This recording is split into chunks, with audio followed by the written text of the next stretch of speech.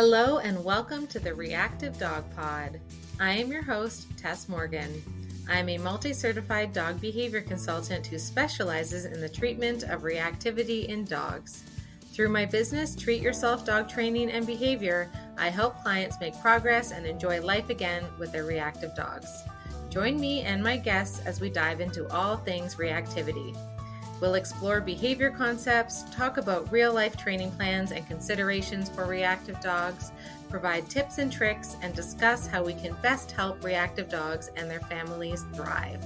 Because reactive dogs are good dogs, they just need a little bit of extra support. Let's get into it. Dogs are often promoted as being great for our mental health, but this isn't always the case if your dog is reactive. Today's episode is on a topic that's close to my heart as a reactive dog guardian and a behavior consultant with many reactive dog clients. We'll be talking about mental health and how it intersects with our work, training, and supporting our reactive dogs. We often hear the analogy that we have to put on our oxygen mask before we help those around us. And I think this idea resonates especially well with those of us caring for behaviorally challenging dogs.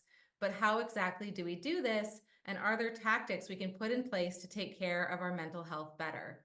Fortunately, our guest today is the perfect person to answer some of these questions. Juliana Bruyn, or Jules, is a professional counselor and social worker who works with clients in Toronto, Ontario, and virtually worldwide through her business, Juliana Bruyn Counseling Services. In the work she does, she supports her clients in bringing awareness to patterns in their life that may be holding them back. She helps them to recognize where these patterns may have stemmed from and how best to break the cycle. Jules is compassionate and non-judgmental and has been working in the field of substance abuse and mental health for over 10 years. She enjoys working with people at any stage of their mental health journey and applies a casual, client-centered approach to her work. She works from a trauma-informed lens to make sure counseling is always a safe space. Welcome, Jules. Hi, thanks.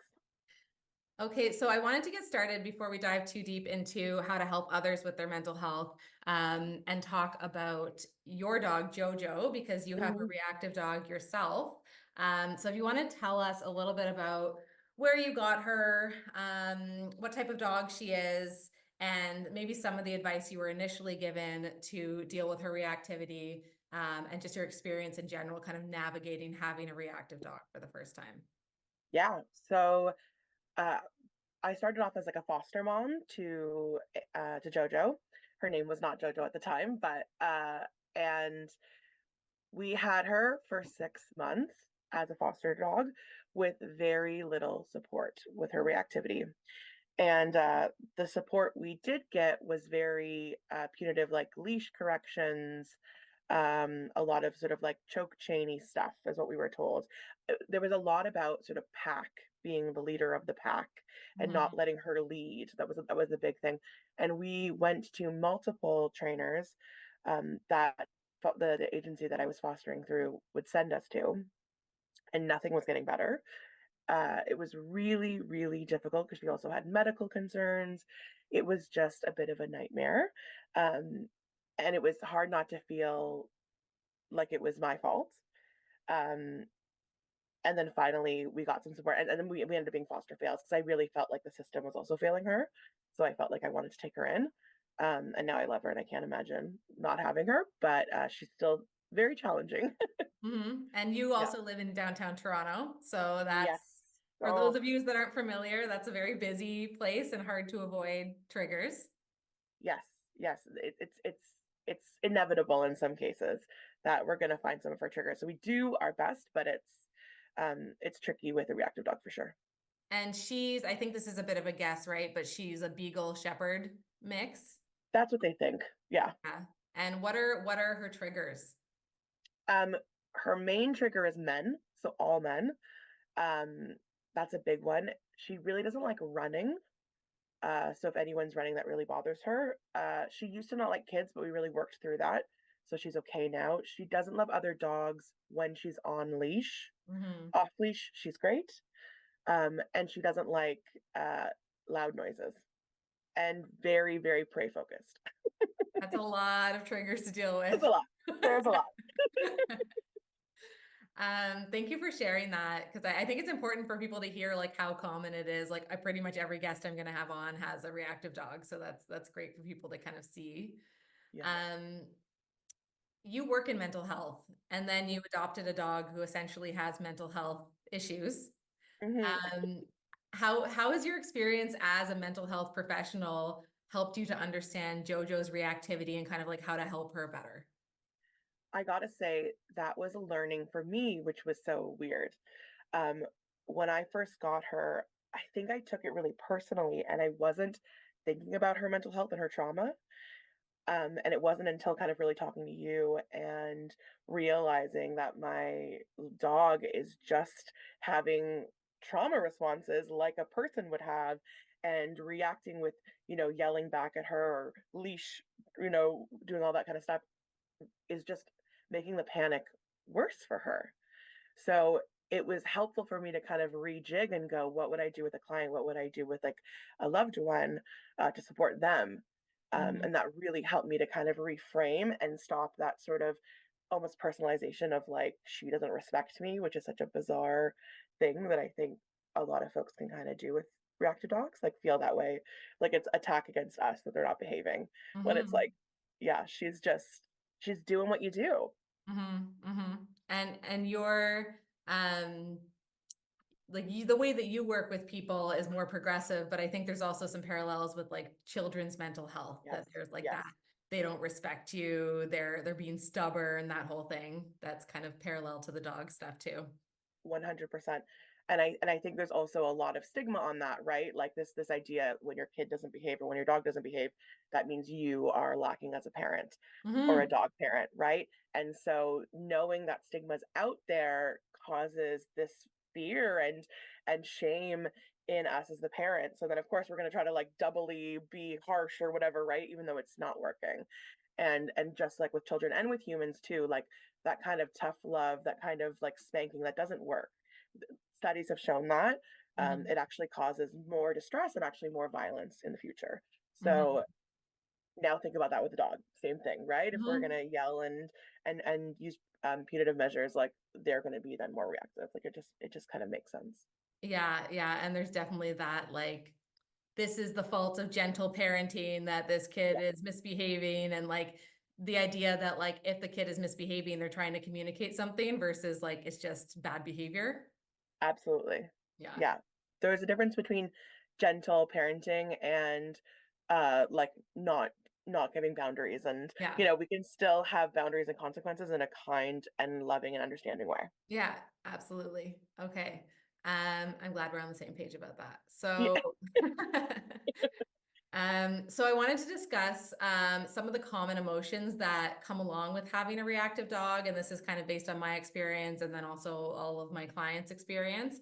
So Mhm. the first one that I think a lot of people might feel that you kind of touched on in terms of your own experience with JoJo is shame and embarrassment.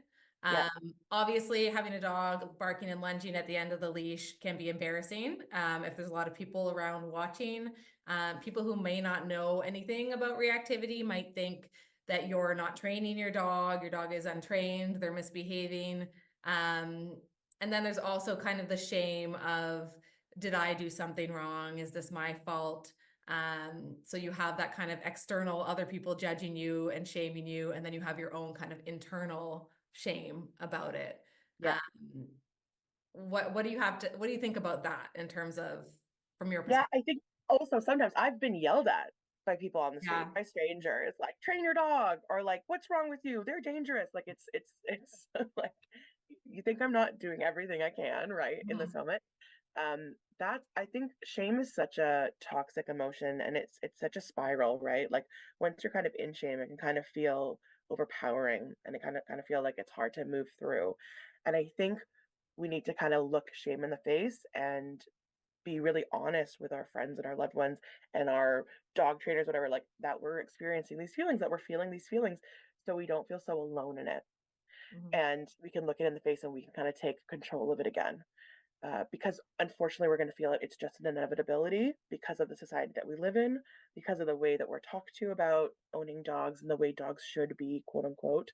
Um, so there's going to be shame. And so not being sort of silent in that so it doesn't kind of eat you alive, I think is really, really important.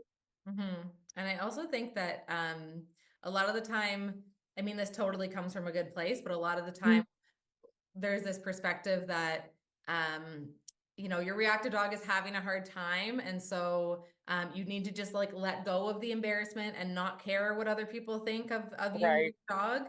And like that's so much easier said than done, right? Yeah, it's that almost then creates more shame because then you're like embarrassed that you can't do that. Like, why can't I let it go? Why can't I care more? And it's like that kind of thing. It's like because that's not realistic. That's not a Hmm. realistic thing. Yeah. Hmm. So we can do our best to not let shame, impact us totally, but we still need to be honest that like we're experiencing those feelings. And feelings aren't facts. Just because you feel shame doesn't mean you have anything to be ashamed of. Hmm. So like being aware of that as well. Okay, I'm feeling this feeling, but that doesn't mean it's a fact. That doesn't mean it's real. Yeah. Hmm. That takes some like mental gymnastics for me to like understand. Do you want to talk a little bit more about that feelings aren't facts idea? Yeah, totally.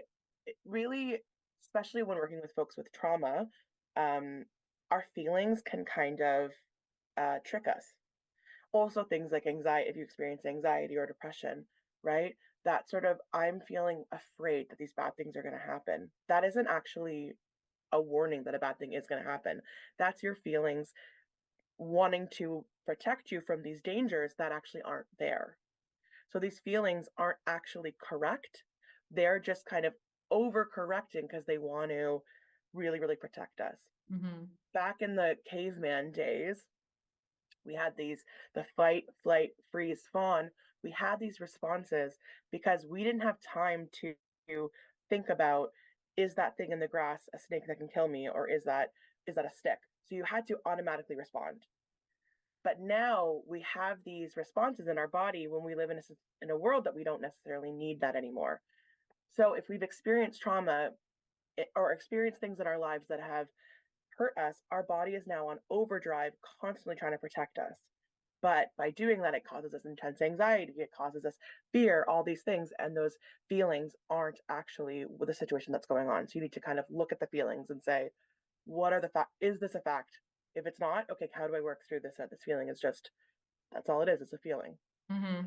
It seems like it's like about validating that you're allowed to have that feeling while Yeah. also not, also looking at the facts of the situation and like what is actually real Yes. objectively.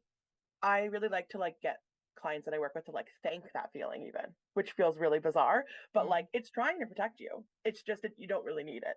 So instead of being angry, like, oh, why am I anxious? Oh, why am I so scared?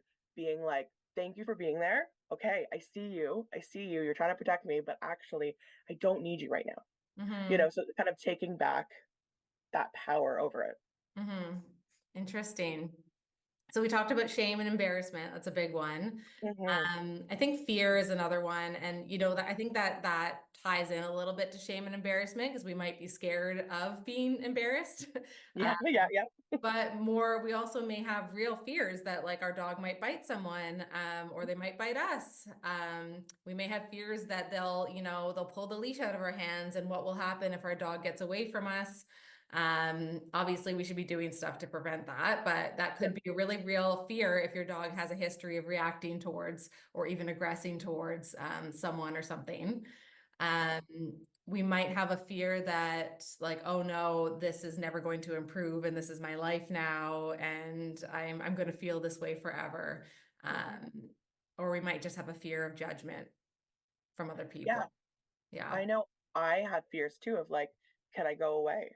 Can I go on a Mm. vacation with my dog? Because what if she goes somewhere and react, you know what I mean? And they don't know how to deal with it. Like there's that.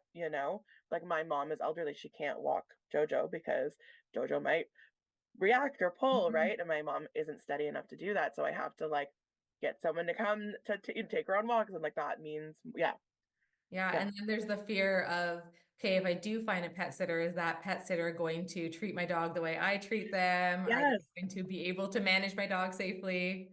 Hmm. Do Yeah. they know what's their technique? It's just like so much added anxiety and like prep work that we do have to do, but it's also really frustrating that we have to do that because, some people have these dogs that are just, when I see those dogs that are like off leash walking beside their owner and on the downtown streets of Toronto, like it's hard not to be like angry, I'm so jealous that Mhm. that's there, even though I love my dog. But yeah, Yeah, and even though we probably shouldn't be walking our dog off leash down the streets absolutely. of Sorry, Toronto. that is, yes, that was not me promoting that. Just there's But you mean one like in my dogs that can go to like patios and yes. breweries Oh, and just sit on the patio and hang out. Yeah. And I oh. always like to remind people that like those dogs seem like they're the majority because they're visible, right? But we just don't Mm-hmm. see all the dogs that are being left home because they can't handle that Yes. environment. Yeah. Yes.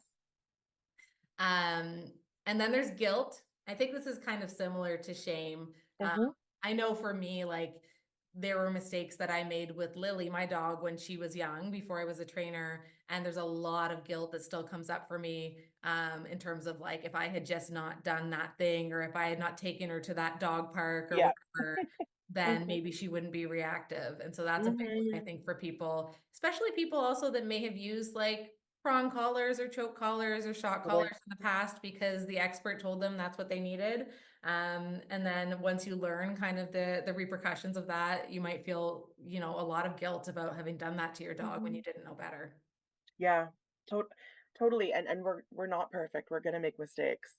A lot of people, and I know I can say that for myself, aren't dog experts, and we're taking on these dogs, right? And, there are pros and cons to that, and we can, discuss that, but we're here now, and so we're gonna F it up, right? Like, that's gonna happen. Do you know the difference between shame and guilt? Do you want me to Yeah, sure. Go into it. so shame is a feeling that's put onto us by external reasons, be that societal, be that people in our life, whatever, be that our peers, whatever. And guilt is an internal feeling of I did Mhm. something wrong. Mm, Again, doesn't necessarily mean you did something wrong. Feelings aren't facts again, but it's that internal pressure that I made a mistake in some way or I went against my value in some way. So that's interesting. yeah, It kind of reminds me of like fear and anxiety, how people use them kind of interchangeably, but they're not yes, necessarily the same thing. yes. Yeah. They're similar feelings, but they come from different places. Yeah, Yeah. Yeah. yeah, Um, the before we move on from the guilt piece, we always talk about like you did the best with the tools you had at the time, right? And that's I think really important kind of phrase to think about when you're feeling Mhm. guilt because you literally like if you could have prevented that mistake, it wouldn't be a mistake. That's it. Absolutely, right? Like, yeah, that's the nature of the beast, and I think learning and growing is all we can do, and how what a gift we're giving our dogs that we are trying to learn and grow, Hmm. right? And we're not kind of remaking those mistakes. We're actually trying to better ourselves in our relationship. Hmm. The next one is one that I think a lot of people struggle with, and maybe people don't talk about that much because it's people feel like bad people or like they shouldn't ever have these feelings. But I think there is an element of frustration, Mhm. anger, even at your dog, and Yeah. resentment, especially if dog guardianship or your dog that you got didn't turn out the way that you thought they would. Mhm. And so I know even personally, like I've thought about like, okay, how many more years of managing this reactivity do I have if it doesn't get Yeah. better, right? And I think there's also, you know, a you might if you're embarrassed, that can quickly turn into anger. Yeah. What is embarrassing you, right? And anger and resentment towards a dog that is limiting your lifestyle or like preventing you from doing things that you want to do. Um, Mhm. is it okay to feel resentful or angry towards your dog? Yeah, and I think it's unfortunately inevitable. We're gonna feel those feelings, right?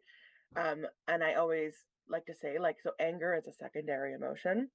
Anger is an emotion we're feeling as a protectorate of the harder emotions that are deep down. So if we're feeling angry at our dog, it might be a good exercise to explore like what's under the anger. And usually it is things like embarrassment, resentment, hurt, pain, yeah, grieving that you don't have that dog that you wanted, I host a trivia, and a lot of my people that come to trivia bring their dogs on the patio and always ask me about my dog and why isn't your dog here? And I kind of make a joke, oh, she'd be wild, I can't do that. But there's a part of me that's hurt that she can't be there, it's sad. Mm-hmm. But and then it can make me angry at her, right? Even Mm-hmm. though the real feeling is sadness and grief, I'm Mm-hmm. like, it comes out as like, oh, why can't you just be better, Yeah. Yeah. And I think we need to be honest that Yeah. we're feeling those feelings. Yeah. And there's also like uh there's a difference between feeling angry and frustrated and resentful Yeah, and taking that out on your dog, right? And I always absolutely. say, with frustration, or if you're feeling those emotions, like from my perspective, I always say, um, you take a breath, take a breath, take a break, step away. Like, don't continue interacting with your dog, end the walk, like whatever you got to do to just like Mm, take time away from your dog, because interacting with your dog when you're having that kind of intense emotion is going to be more likely to, have repercussions in terms of your relationship with your dog. absolutely. So, um, to that point, I want to speak a little bit about the window of tolerance, if you're okay with me, so I can explain sort of also for us. This is for humans and for dogs. The window of tolerance is like a place we are in, like I'm going to guess that me and you, Tess, are in that right now, where you're able to kind of take in information, you're able to think rationally, you are in control of your emotions. You're still going to feel things like sad, happy, frustrated, but you're running the show. Mm-hmm. What can happen is something can trigger us.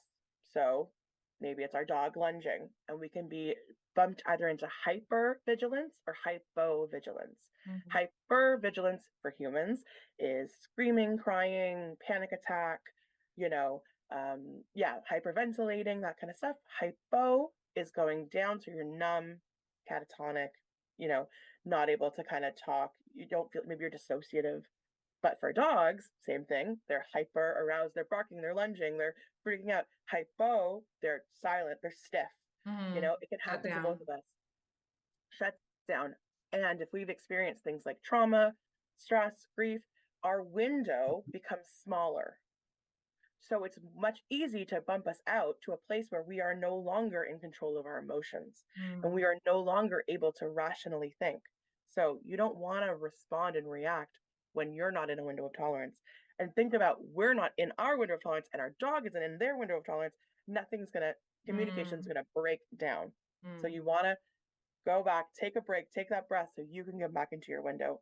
Hopefully your dog can too, but at least you're coming back from a place of being able to kind of think, Yeah. what do I got to do? Yeah. Yeah.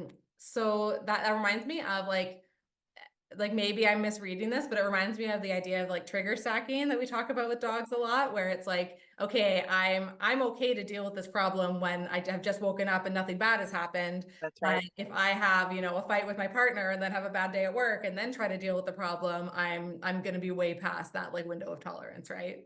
Totally. Our window has shrank throughout the day, or we're already at the top of our window. We're still okay. And then that one thing bumps us out, right? Yeah. Absolutely. Yeah. Yeah. Yeah. It's also happens with like, um, our dog barks once and we're like, okay, that's okay, everything's fine. And then the dog barks again and you're like, okay, I'm getting a bit frustrated. And then the dog barks again. And you're like, I can't handle this anymore, right? Absolutely. Yeah. Yeah. Also, like, if I'm prepared for it, like, I'm like, oh, she's going to bark. I see this person. There's no avoiding them. I feel more in my zone. Yeah. But when it's something that I missed, and then again, there's the shame of why did I miss that? I put her in this, Mm, right? Then I might be more like, oh, why? Like, and then I'm out and not being as supportive as I need to be for my dog. Yeah. hmm Um, I think there's a couple other situations where people feel resentful or angry that I see a lot in this context that I think we should at least touch on. Mhm. So one area where I see a lot of anger is people who have off-leash dogs in kind of like on-leash areas, Oh, especially if those dogs don't have recall and are kind of like coming towards other dogs. Yes. And I think that's like it's perfectly legitimate to be upset about that because I understand how much it can set you back if a dog runs up to you and freaks out your dog, or maybe your dog is even aggressive and your dog could bite that dog, right? Ideally, your dog is muzzled if they have a chance of biting someone, Yeah. but there's a lot of anger that I see, and I think while it's a legitimate reason to be upset, I think some people get like all encompassed by Yeah. the anger, and like instead of thinking, okay, what can I do for, like, because I can't control that person, what can I do to kind of control myself and like prevent my dog from being impacted by those kind of things? There's Mm. a lot of anger. And another area where I personally feel anger is one of the things that really triggers Lily, that's hard to manage, is dogs behind fences that you can't see the dog and then suddenly they're barking at you. Yeah. Yeah. Because that triggers her, and also it's like that startle thing where there's no way I could prevent that aside from Yeah. like knowing which fence it's going to I'm be. triggered. Yeah. Yeah, exactly. And so I feel like automatically so angry when that happens, when there's that like surprise barking. Um, but it doesn't feel good to me, right? Like it's a valid emotion, and it's Mhm. not helpful to like indulge it Mhm. too much, it feels like. Yeah. And I would say, what's under that anger, right? Mhm. There's fear because you got startled. There's embarrassment. There's all these things that you're feeling about your dog's response and your own response that Mhm. I think, especially if you're a person that like anger follows you all day long, um, explore that other feeling. Like maybe it's injustice or feeling, you know what I mean? An unfairness. Like it's way easier to kind of break down the anger if you kind of look at what's under it. So you Mhm. aren't all day being pissed off about that dog behind the fence, which Mhm. believe me, I have done. Mhm. A big one for me is at an off leash park when dogs are on leash. Jojo gets really confused and wants to play, and it's like, Mhm. it's confusing. And I've been so frustrated and taken her home because I was mad about it. And then it was like, why did I do that? Like I had Yeah. to really explore on my own that I was like, that dog's just trying to figure it out. Like we're trying to figure it out. Yeah. Yeah. Yeah, yeah, and that's something that makes me angry too, because it's kind of like almost every single area is on leash. So why are you Yeah. bringing an Yeah. on leash dog to an off leash area? Like it's one of the Yeah. only areas that I can actually legally take my dog off leash. Yeah. Mhm. Yeah. Yeah, I get that for sure. And then there's also like I think there's some can be some resentment around like family or friends that maybe Yeah. don't want to commit the same amount of time or money or thought or energy that you do towards your dog. And Mhm. I think that can really damage your relationship with either your partner or other family members or friends. Yeah, I'm not a parent, so I'm not sure if it's the same, but like I always say everybody's a dog expert. Like whenever I'm with Joe or she's reacting or I'm doing something, I'm doing one of the skills, I'm like feeding her a bunch. There's comments. Don't Mhm. give her too many treats. You should be rougher. You need to walk ahead. Like there's all this stuff, right? Um, and it's like I would never tell a parent, you need to do like, it's so bizarre this and family is the worst for that. I have a uncle who's very, very like old school with dogs. Like you need to be the master and like can't take the way I am with Jojo. Like every time I see him, he's like, she's still acting that way. And it's like, ugh, it's just exhausting. Like Yeah. we do things differently. Yeah, Yeah. And there's also like a difference between like someone like an uncle who you maybe see every once in a while and yeah. someone who's like maybe your partner and you don't see eye to Hmm. eye. Hmm. That's very true. Yeah, yeah. So when you're living with, yeah, Yeah. and you disagree. And that can set back, I know for me, like it's a big deal. Like taking Joe on walks, like there's a bit of a system, we're doing things and I don't want someone to kind of come in and ruin those things that we have skills that work for us. Hmm. Um and yeah, so that's also a frustration and a fear and a resentment when someone else takes her on a walk and doesn't do that and then is Yeah. like she was horrible and it's like, well, yeah. Yeah, And then it can make you feel more kind of trapped because if you feel like you're the mhm, only person that can take the dog on the walk. exactly, because no one's going to follow these steps and they might even roll their eyes at the steps or go like, oh, why are we doing so much, and it's like, yeah. Yeah. Yeah. Yep. Um, Another emotion that I think a lot of people have that kind of related to that is isolation. So, Yeah, if no one around you really seems to understand, or if you're in an area maybe where you don't have much support for your dog, yeah, I think there's a lot of isolation around, especially when you have like sometimes I see people who have dogs where the dog has separation anxiety, so they can't leave the dog home alone, but then the dog mm, also can't really handle a lot of public situations, and so the person's basically trapped at home. yeah, yeah, yeah, totally. I know for me, when JoJo was younger, she was okay with other dogs on leash. Actually, she liked it. Um, and and I would meet people, I would chat on walks, um, and it was really nice. But now I have to make sure I'm going on routes where I'm going to see as little and as few dogs as possible. Like it's lonelier. It's less Mm-hmm. of an experience. So like that also is hard. That I Mm-hmm. know. Ooh, this is a big time that most people are walking their dogs. I'm not going to walk her now. I'm going to wait an hour. Like I have to be kind of instead of it being like this sort of social interactive, like, hi, I've had people say to me on my street too, do you still have that dog? We don't see you walk her. I'm like, yeah, because I'm deliberately doing it at times when you're Mm-hmm. not Mm-hmm. out. Yeah. Yeah. Yeah, I'm sure you have it. Um, yeah, like instead of taking her at 6, I'm taking her at 8 because like I don't want people to be around. Yeah. Yeah, yeah. And there's also like the idea, I think sometimes when people get dogs that like my friends all have dogs, so we'll like be dog Yeah. friends and go for Yeah. walks together with our dogs. And then it's like, oh, I actually am the only one who can't bring my dog, or like I can't come to the dog walk today because my dog is whatever. So that can make you feel more isolated for sure. Absolutely. But yes, then there's also the piece of like not being able to leave your dog Yeah, and having to be stuck in your house. yeah, Oh, yeah. yeah. That's really, really hard. And then that Um, breeds again to all those other feelings of resentment and grief, right? uh-huh. Like they're all so interconnected and intertwined. Um, and again, like I think it's really important that we acknowledge all these feelings are going on at once. Yeah. Plus, we love our dogs, so then now we feel guilt that it's like so Mm. yeah. Yeah, I'm talking about the negative emotions, but there's definitely the positive emotions mixed in there too. Of course, yeah. Yeah, yeah. And I think I always say this, especially with clients around like parents and stuff like that. Like we know you love them and you're doing your best. That's always there, but we're still allowed to complain, right? Hmm. Like we know your Hmm. parents loved you and they tried, but there were still areas in which they weren't there for you, right? So Hmm. like Hmm. yeah, Yeah, yeah, yeah. Relationships are complex. yes. Um, the last thing I want to talk about in this kind of list of emotions that I've made, is overwhelm and kind of like combined with exhaustion, overwhelm, and then burnout. So we talk a lot about burnout, like caregiver burnout, where you burn out and Yeah. you can't take it anymore, and you can't bring yourself to care about this, Mhm. because you're so burnt out. Do you want to talk a little bit about like burnout as a general concept, and like and your thoughts on that and how you work with people who are kind of going through that? Yeah, I think the importance of like one I'm all about acknowledging, so acknowledging that and acknowledging the ways in which it's coming out in your day to day. Like how is the burnout affecting your day to day? Hmm. Is it like you're getting to work late? Is it you're doing a little like what does it look like? and and now what do you need to come back to you? Hmm. So, do you need respite? Do you need time away? Do Hmm. you need, and that doesn't necessarily mean like a vacation to Hawaii, but that can just mean like a day where you literally go to the beach and just sit there?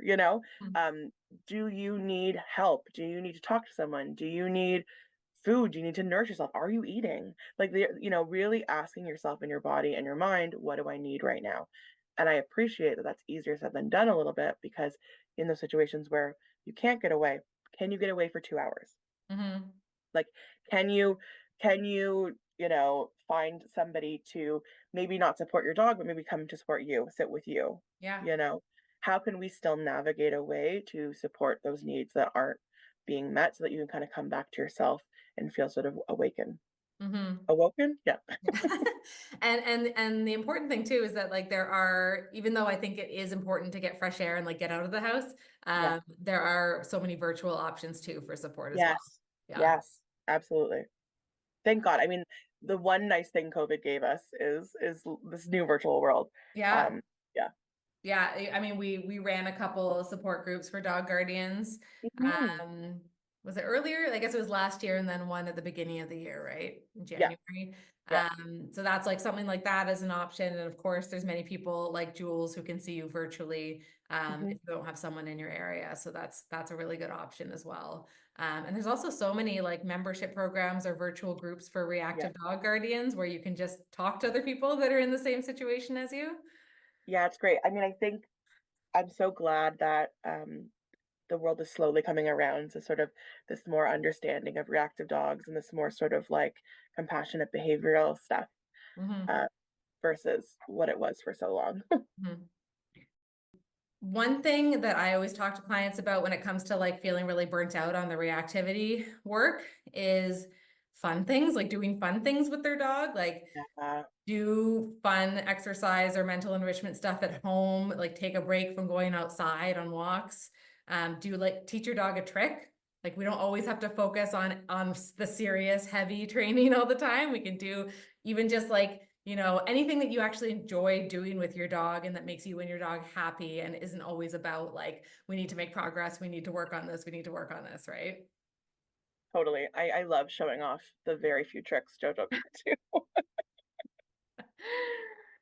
Yeah. Um, I have a lot of clients where like the first time I meet them, they'll be like, "Oh, do you want to see every trick that the dog knows?" And I always find it so cute that they want to like, "Oh, the trainer's here. I'm going to show off every trick that I've ever taught my dog." Yeah, I think it's nice to have wins, right? Like Yeah. it's nice to be able to show those parts and that fun, it's nice to remember that Hmm. we can have fun with our dogs and it can be playful and nice. Um, Hmm. yeah. I was off leash with Joe recently and she was sort of walking with me and like looking up at me as I was just taking her poo to throw it out. And I just thought like this is such a nice look at her looking at me so nice. Like I thought, Yeah. okay, this is nice. I gotta hold this for a minute. Yeah. Yeah. And that's one of the questions on my intake form is like, what do you like about your dog? Yeah. Because I think it's more important to kind of keep repeating that message of like it's easy to get bogged down by all the things that like disappoint you or frustrate you about your dog, but like there definitely are at least one or two things, hopefully more, that you like about your Totally. And we call that like in therapy, like a strengths-based approach. Well, a mm, lot of assessments will end with like, what do you like about yourself? yeah. Right? What are you good at? Hmm. And I like to think of that that's a good idea to do with dogs too. Yeah. What do you like about your dog? Yeah. Yeah. Yeah. Um, Sometimes we like as reactivity trainers or any kind of trainer that's working with like a behaviorally challenging dog, like to talk about is the idea of mourning. So like if you Yeah. expected that you were going to have a dog that would do all these things with you, and then you ended up with a dog that can't do any of those things, or that's very Mhm. challenging to do those things with, that you should like allow yourself to mourn that kind of imaginary dog that you thought you were going to Yes. have. What are your thoughts on that?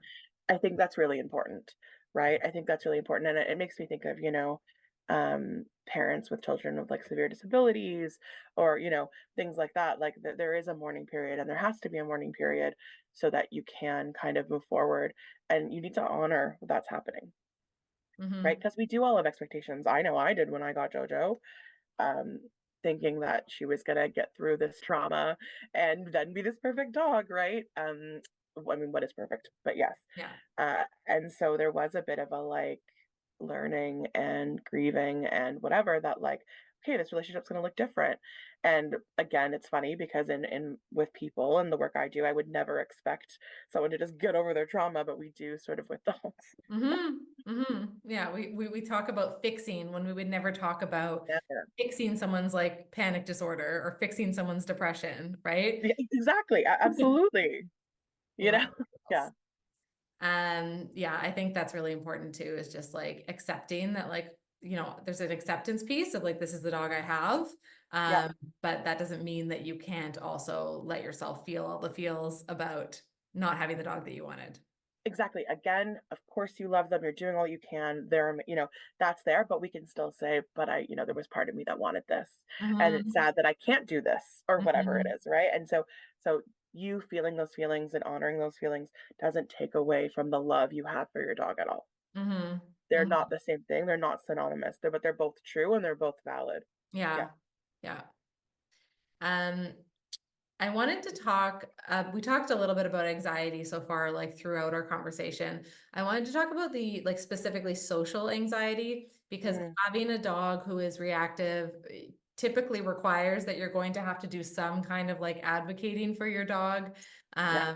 Whether that's telling people to not approach your dog, not touch your dog, telling off-leash dogs owners to not let them to like call their dog or not let their dog approach your dog. Mhm. And it can be really difficult if you have social anxiety, and those types of interactions um, can really kind of like get you into a bad place. Yeah. Um, Even like, I have some social anxiety, but I'm, pretty comfortable with it. Even with family though, it's still like, oh, please don't do that. Or please, Yeah. had um, like my father-in-law, grab Alvin, one of my dogs, and kind of like pull him physically towards him to pet him. And Alvin looked so uncomfortable. And it's like the dog trainer in me was like, say something right now. But the daughter-in-law in me was like, oh, this is so awkward. Alvin's probably Yeah. fine. Like, just leave it. Totally. Really, really hard.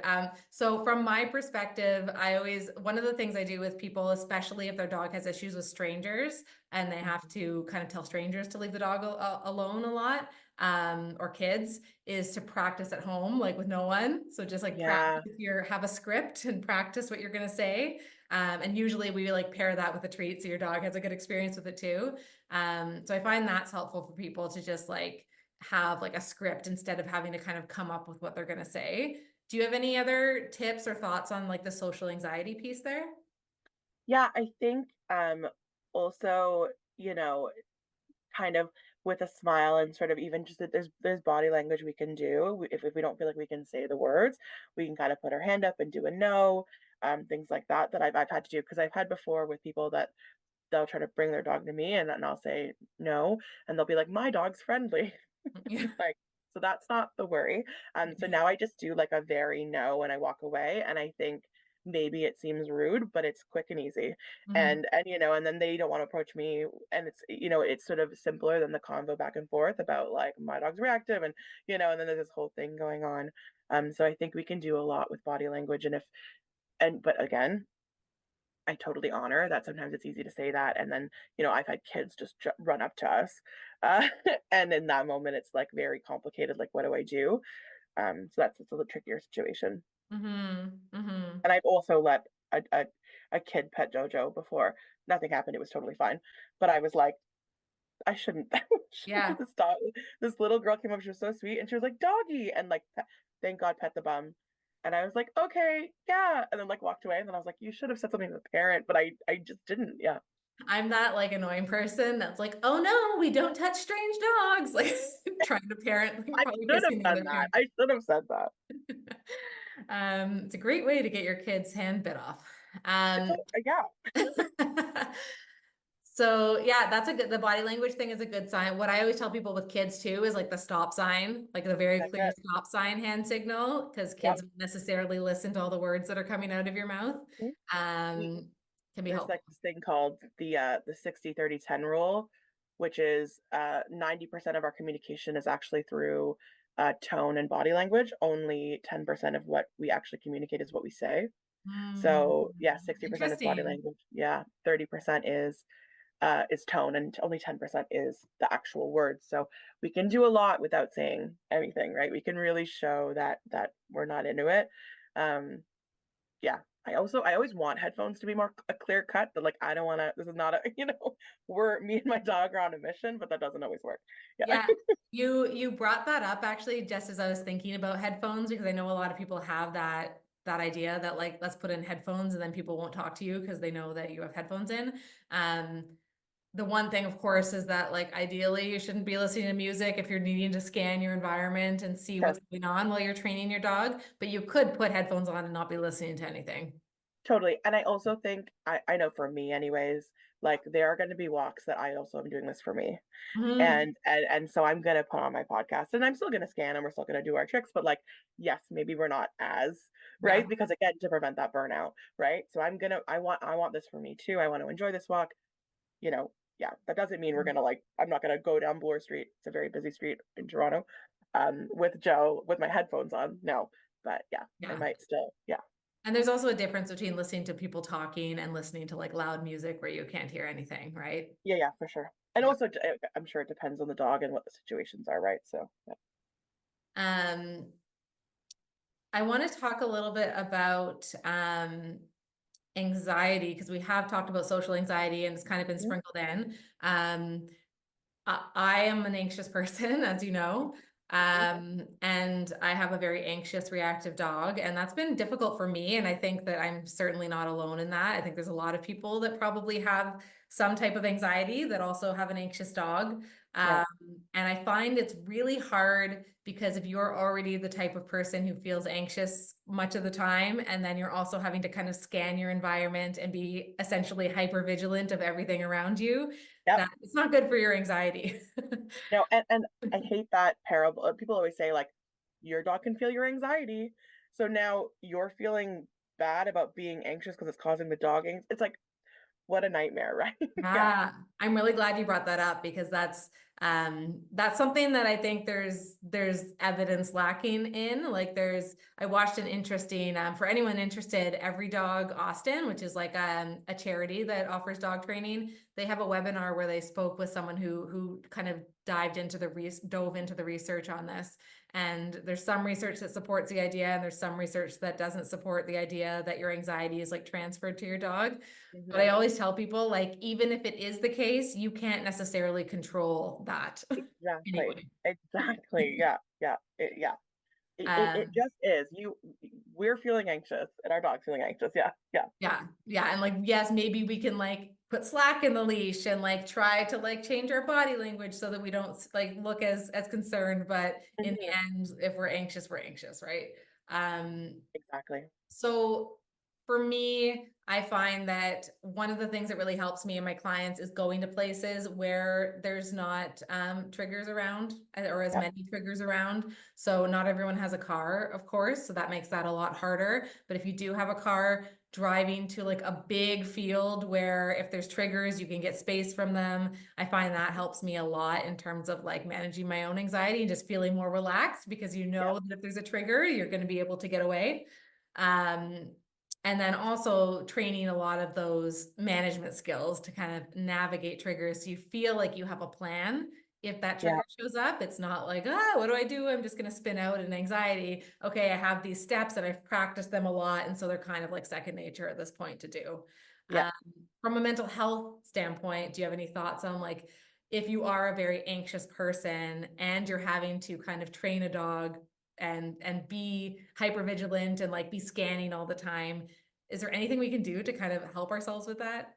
Yeah, I think, we give our dogs treats. We should be giving ourselves treats too. We should be commending ourselves for doing these things, for walking, for being on the right. So it doesn't necessarily need to be like a physical food treat, but maybe it's like, you go home and you watch your favorite show or whatever. Like giving ourselves also like those it could be an actual eating treat, but yeah, giving ourselves those celebrations, those congratulations, so that it doesn't always feel like this like torturous thing because our anxiety is going to be so horrible and we want some incentive for ourselves.